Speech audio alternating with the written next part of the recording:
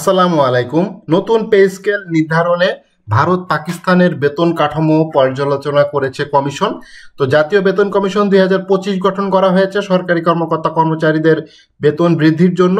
সেখানে তারা যেটা করতে চাচ্ছে সেটা হচ্ছে ভারত ও পাকিস্তান বাংলাদেশের পার্শ্ববর্তী দেশ, সেই ভারত পাকিস্তানের যে কি ধরনের বেতন কাঠামো রয়েছে সেইটা নিয়ে মূলত তারা আলোচনা করতেছে এবং তাদের ক্যাটাগরি অনুসরণ করতে চাচ্ছে। তো চলুন বিস্তারিত ভিডিওতে দেখি।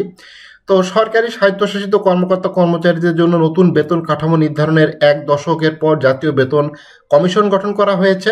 এই কমিশন আগামী 6 মাসের মধ্যে নতুন পে স্কেল সুপারিশ করবে। তো বর্তমানে কমিশনের সাধারণ নাগরিক, সাধারণ চাকুরিজীবী, সরকারি প্রতিষ্ঠান, স্বায়ত্তশাসিত প্রতিষ্ঠান সহ বিভিন্ন অ্যাসোসিয়েশন বা সমিতির কাছ থেকে বেতন কাঠামো কেমন হওয়া উচিত সেই বিষয়ে উন্মুক্ত মতামত নিচ্ছে। মতামত গ্রহণের শেষ নির্ধারণ করা হয়েছে আগামী 15 অক্টোবর পর্যন্ত। আপনারা চাইলে এই মতামত দিতে পারবেন। তো পে কমিশন 2025.com এই ওয়েবসাইটে যেতে হবে, আপনাদের গুগলে সার্চ দিলে আপনারা পেয়ে যাবেন এবং এখান থেকে আপনারা আপনাদের মতামত দিতে পারবেন। অর্থ উপদেষ্টা ডক্টর সালাউদ্দিন আহমেদ জানিয়েছেন, নতুন পে স্কেল 2026 সালের শুরুতে জানুয়ারি, মার্চ অথবা এপ্রিল মাস থেকে কার্যকর হতে পারবে।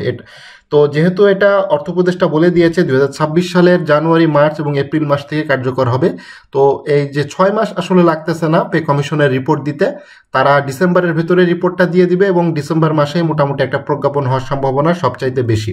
তিনি বলেন, সরকারি কর্মকর্তা কর্মচারীদের জন্য নতুন বেতন কাঠামো অন্তর্বর্তী সরকারের মেয়াদেই গেজেটের মাধ্যমে বাস্তবায়ন করা হবে।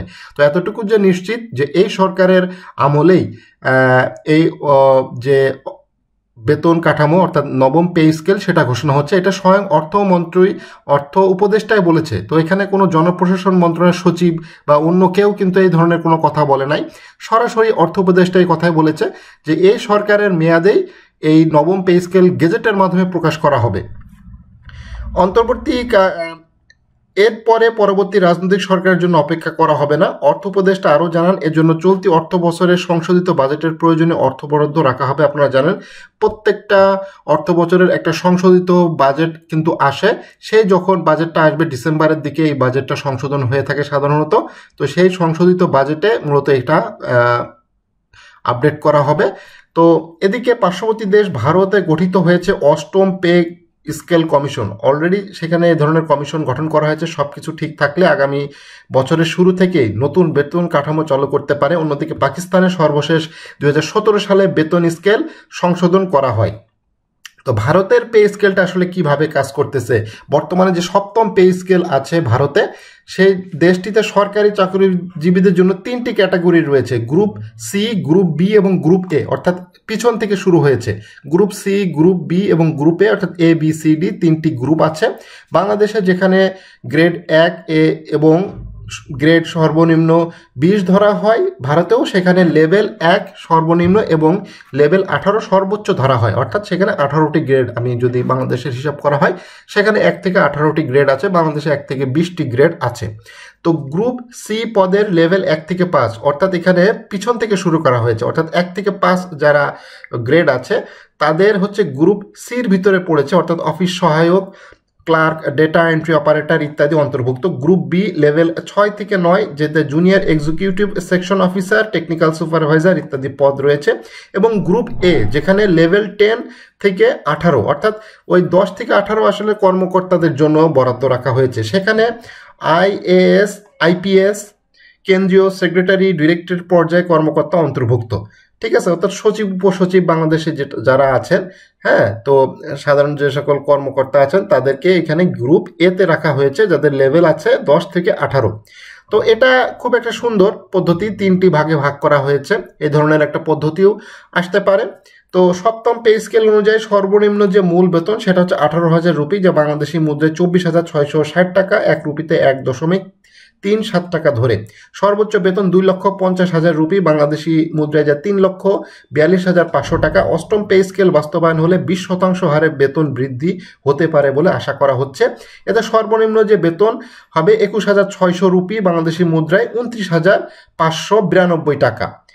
এবং সর্বোচ্চ 3 লক্ষ রুপি বাংলাদেশি মুদ্রায়, যেটা 4,11,000 টাকা। তো সর্বনিম্ন যে বেতনটা হচ্ছে ওখানে 29,592 টাকা বাংলাদেশি টাকায় হচ্ছে। তো সেখানে পার্শ্ববর্তী দেশে ভারতে প্রায় 29,000 টাকা বেতন যদি হয়ে থাকে, সেখানে আমরা দাবি করা হয়েছিল 1:4 অথবা 1:5, সেই অনুপাতে আমাদের 30 থেকে 35,000 টাকা বেসিকের একটা বেতন স্কেল যদি আসে, তাহলে সেক্ষেত্রে কোনো সমস্যা হওয়ার কথা না। অ্যাটলিস্ট 30,000 টাকা হলেও বেসিক দেওয়া উচিত, অর্থাৎ ভারতের পদ্ধতিও যদি অনুসরণ করা হয়, সেক্ষেত্রে আমাদের সর্বনিম্ন 30,000 টাকা বেসিক আসলে সবচাইতে বেটার হবে। তো আমরা চলুন দেখি পাকিস্তানের পে স্কেল বর্তমানে কিভাবে চলতেছে। পাকিস্তান সরকার জাতীয় পে স্কেল ঘোষণা করেছে 2017 সালে সর্বশেষ। দেশটিতে মোট 22টি গ্রেড রয়েছে, যেখানে ক্রম 1 সর্বনিম্ন 22টি ধরা হচ্ছে 2022 সালে। স্কেল অনুযায়ী সরকারি চাকরিজীবীদের মূল বেতন 9,130 রুপি, যা বাংলাদেশি টাকায় 4,291 টাকা, এটা খুবই কম। এবং সর্বোচ্চ 82,380 রুপি, যা বাংলাদেশি মুদ্রায় 38,718 টাকা। পাকিস্তান সরকার অনেক সময় অ্যাডহক রিলিফ ভাতার মাধ্যমে মূল বেতনে 10% হারে বৃদ্ধি করে থাকে। এবং দেশে 2টি পে স্কেল পর্যালোচনা করে দেখা গেছে ভারতের সর্বোচ্চ সর্বনিম্ন বেতনের অনুপাত 13:1 এবং পাকিস্তানের 9:1। এছাড়া আফগানিস্তান একই অনুপাত 20:1, সর্বনিম্ন 8,000 টাকা এবং সর্বোচ্চ 1,60,000 আফগানি। ভুটানে 8:1, সর্বনিম্ন 10,550 টাকা, সর্বোচ্চ 84,880 বিটিএন, যেটা ভুটানের মুদ্রা। তো এইভাবে আসলে বিভিন্ন দেশে, অর্থাৎ আমাদের পার্শ্ববর্তী দেশে, অর্থাৎ আমাদের যে সাবকন্টিনেন্ট যে দেশ আছে, অর্থাৎ ভারত, পাকিস্তান, ভুটান, নেপাল, মালদ্বীপ, আফগানিস্তান, শ্রীলঙ্কা, তাদের যে বেতন কাঠামো, সবগুলো দেশের বেতন কাঠামোই বর্তমানে কমিশন কিন্তু পর্যালোচনা করতেছে। এবং ভারত যেহেতু আমাদের পাশের প্রতিবেশী রাষ্ট্র, একেবারে কাছাকাছি দেশ, তাদেরটাও পর্যালোচনা করা হচ্ছে কিভাবে তাদের সাথে, অর্থাৎ কিছুটা হলেও আমাদেরকে বলা হচ্ছে যে 10:8, 8:12 এই ধরনের একটা হিসেব রাখার জন্য, যেটাতে সর্বোচ্চ যেখানে ধরা হচ্ছে 18,600 টাকা 20তম গ্রেডে। তো সেটা যদি হয়, সেটা 16,500 টাকা, আসলে 18,600 না, সরি, 16,500 টাকা।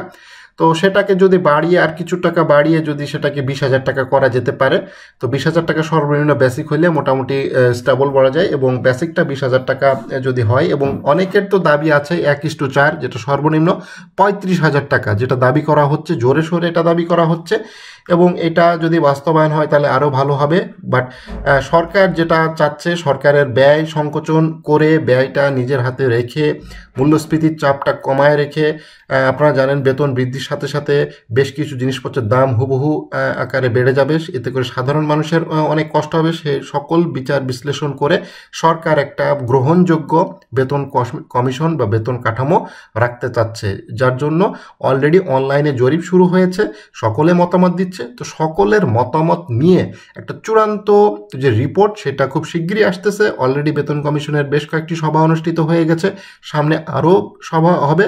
এই ধরনের বিভিন্ন দেশের বেতন কাঠামো নিয়ে তারা কিন্তু অলরেডি বসতেছে। মন্ত্রণালয় থেকে চিঠি বেরিয়েছে, বিভিন্ন মন্ত্রণালয় প্রতিষ্ঠান তারা তাদের বেতন ভাতার যে সুপারিশ মতামত অলরেডি পেশ করে দিয়েছে। তো বেতন কমিশন আসলে কাজ করতেছে, এবং অর্থ উপদেষ্টা খুবই আশাবাদী যে এই সরকারের মেয়াদেই একটা সুন্দর সুস্থভাবে একটা বেতন কমিশন তারা গঠন করে দিতে পারবে।